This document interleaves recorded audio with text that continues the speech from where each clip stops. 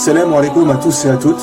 Quand vous parlez à des gens aujourd'hui de religion, beaucoup vous disent « Oui, mais c'est bon, pourquoi ça serait l'islam qui a raison et non le christianisme ou le judaïsme ou peu importe ?»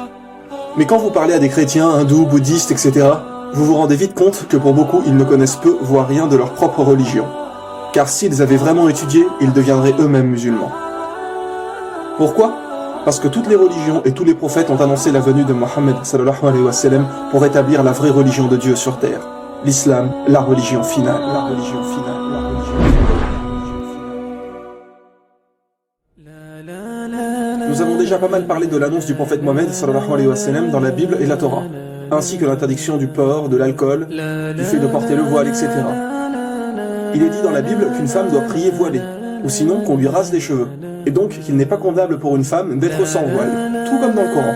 Dans Corinthiens chapitre 11, dans les versets 5 et 6, il est dit « Toute femme au contraire qui prie ou qui prophétise la tête non voilée déshonore son Dieu, c'est comme si elle était rasée. Car si une femme n'est pas voilée, qu'elle se coupe aussi les cheveux. Or, s'il est honteux pour une femme d'avoir les cheveux coupés ou d'être rasée, qu'elle se voile. » Cela pour rappeler que Dieu nous a toujours envoyé une seule et même religion. Une seule et même religion. Une seule et même religion.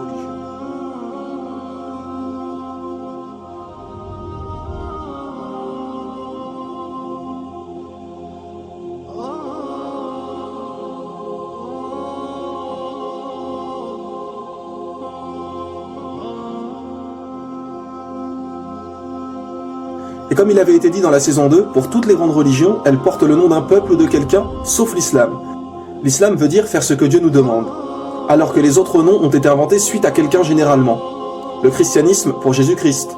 Donc quoi, avant Jésus, la religion de Dieu n'existait pas?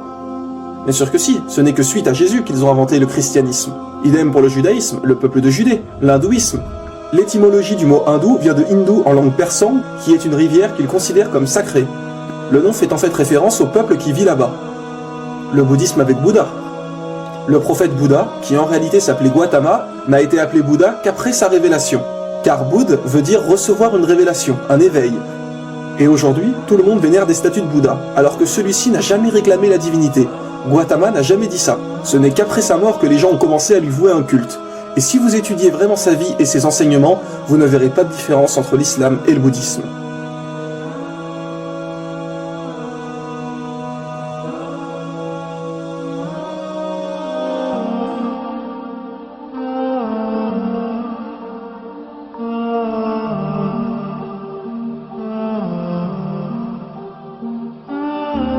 Attention, nous ne disons pas que Bouddha était forcément un prophète d'Allah, car aucun verset du Coran ou hadith mentionne son nom comme prophète. Et tant qu'il n'y a pas un texte du Coran ou un hadith pour confirmer quelque chose, nous ne pouvons être sûrs à 100%.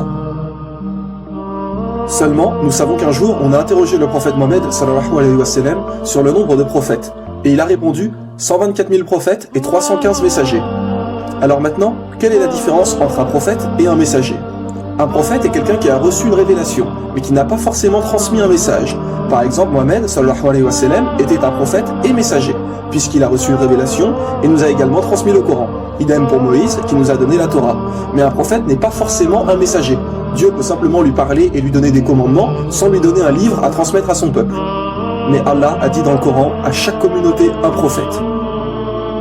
Ce qui est bien évidemment juste. Allah n'a jamais laissé une seule communauté sans prophète.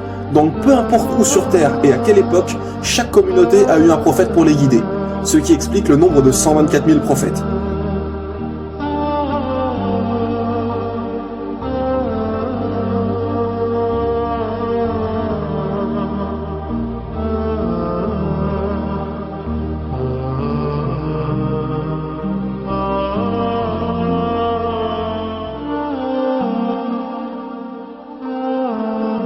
Donc, il est tout à fait possible que Bouddha était un prophète. Dans les livres hindous, il est également dit qu'il n'y a qu'un Dieu unique. Il est même dit dans leur livre sacré Svetasvatara, Upanishad, chapitre 4, verset 19, et également dans le Yajurved, chapitre 32, verset 3, Natasya Pratima Asti, qui veut dire « Pour Dieu, il n'y a pas de Pratima ». Pratima signifie image, représentation, idole, etc. Donc pour Dieu, il n'y a pas de représentation, d'idole, d'image, de statue, de photo ou peu importe. On ne représente pas Dieu. Ce n'est encore une fois que des inventions des humains de prier devant les statues et de vénérer des idoles, comme pour Jésus. Il est dit dans la Bible, Exode chapitre 20, versets 3 à 5, Tu n'auras pas d'autre Dieu devant ma face, tu ne feras point d'image taillée, ni de représentation quelconque des choses qui sont en haut dans les cieux, qui sont en bas sur la terre, et qui sont dans les eaux plus bas que la terre. Et attention, écoutez bien, il est aussi mentionné, tu ne te prosterneras point devant elle. Oui, il est bien dit, tu ne te prosterneras point devant elle.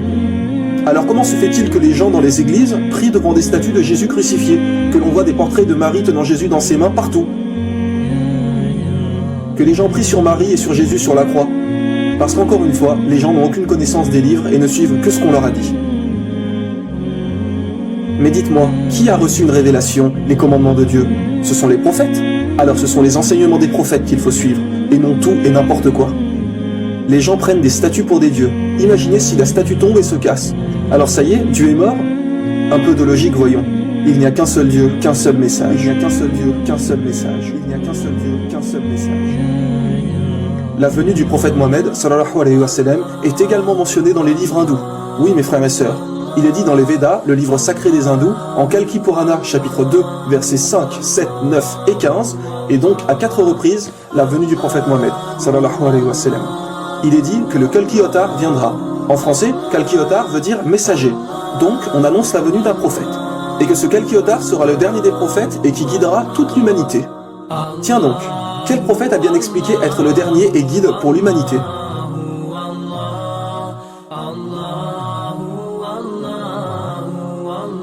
Il est dit que le nom du père de ce prophète serait Vishnuash, qui veut dire serviteur de Dieu.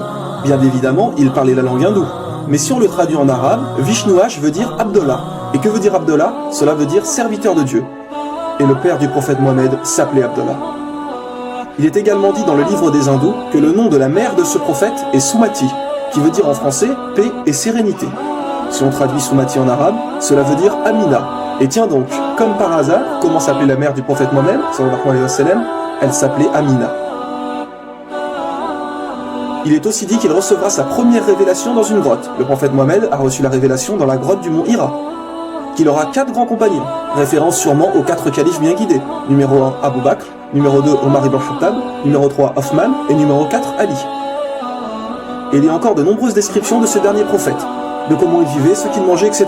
Comme par exemple, il est dit qu'il mangeait des dattes et des olives, nourriture plus que courante à l'époque du prophète Mohammed en Arabie Saoudite. Il est dit que celui-ci sera né dans une noble et respectée dynastie de son pays, et nous savons qu'il est de la famille des dirigeants de la Mecque qui sont les Quraysh. Mais que faut-il de plus pour comprendre? Pour ceux qui disent que les hindous pensent que ce prophète annoncé n'est pas encore venu, sachez qu'il est mentionné que ce prophète mènera des batailles au sabre, à l'arc et qu'il aura des chevaux. Alors qu'à notre époque, les batailles sont plus avec des armes à feu, avions, chars, etc.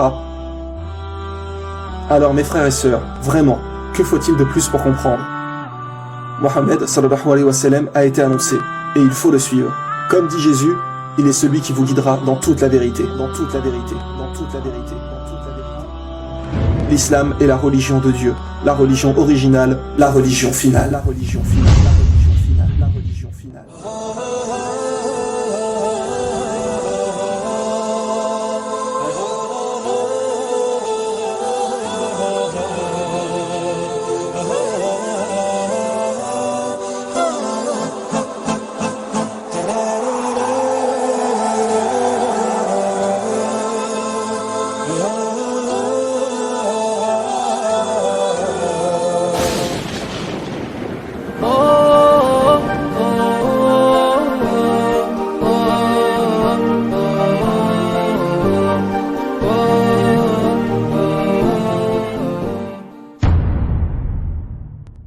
يا